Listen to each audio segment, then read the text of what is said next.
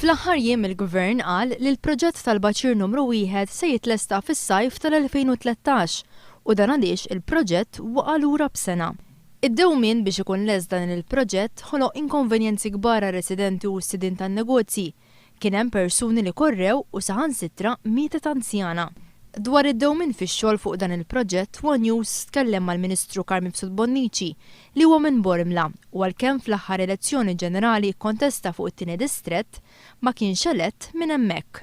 Jiena komdu ħafna bi proġett sabiħ għal Bormla. Mifsud Bonnici anki faħħar il-Ministru Ostingat għal dan il-proġett. Fuq da wieġeb il-Ministru Ostingat li naħseb li qed jagħmel il-biċċa xogħol tajba u ħaqqu mertu. Meta iżda kien mistoqsi min ser jerfa' r-responsabilità l-inċidenti li ġraw għal inkonvenjenzi li jinħolqu u għaddew min eżaġerat biex jitlesta dan il-proġett, Mifsud Bonnici qal li din ir-responsabilità trid tinġar minn Ostingat. Fidej il-Ministru Ostingat jieħu l-affarijiet. Minkejja li l-Gvern ta' Lorenz Gonzi ilu xhur sħaħ ikaxkar saqaħ dwar il-proġett tal-Baċir, skont Mifsud Bonnici l-investiment f'Bormla dejjem għaddej.